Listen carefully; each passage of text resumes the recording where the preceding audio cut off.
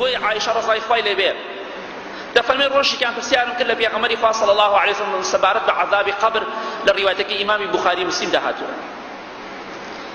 فەرمی بەڵێ عەذابی قەبر حەقە ئەفەرمێ پێغەمبەری خوا صلی الله علیه وسلم کاتێک ئەو پرسیارەم لێ کرد لە دوای ئەو پرسیارەوە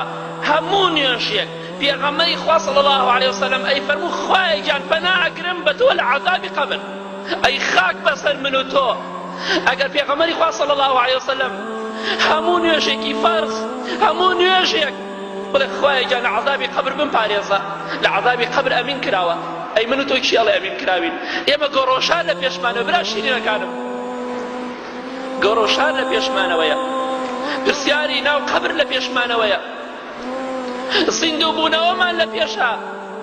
مەلایکە دێتە سەرمان قیامەتێکمان لە پێشە ساحەی مەحشەر بێنان و بێ ئاو بێجل و بەرگ هەمووی لە پێشمانە با لە قیامەت بترسین قیامەتی خۆمان لەبیر نەکەین والذین آمنوا مشفقون منها ويعلمون أنها الحق خوای گەورە دەفەرمێ ئیماندارەکان لە ڕۆژی قیامەت زۆر ئەترسن چونکە دەزانن ڕۆژی قیامەت ڕۆژێکی ڕاست و بێگومانە خوا با لە کۆتاییدا بە خۆماندا بچینەوە تەقوای خوا بکەین با قبر و قیامەتی خۆمان تاریک نەکەین بەهۆی ماڵ و منداڵ و کەس و کارمانەوە با بەهۆی خان و سەیارەوە قیامەتی خۆمان نەدۆڕێنین ئەو بەهەشتەی کە خشتێکی ئاڵتون و خشتێکی زیوە لە دەستی خۆتی مەدە لەبەر خاتری دنیایەک کە هیچ ڕێز و حرمەتێکی نییە لای خوای پەروەردگار بەقەت باڵە نێشولێک لای خوای گەورە قیمەت و ڕێزی نییە نرخی نییە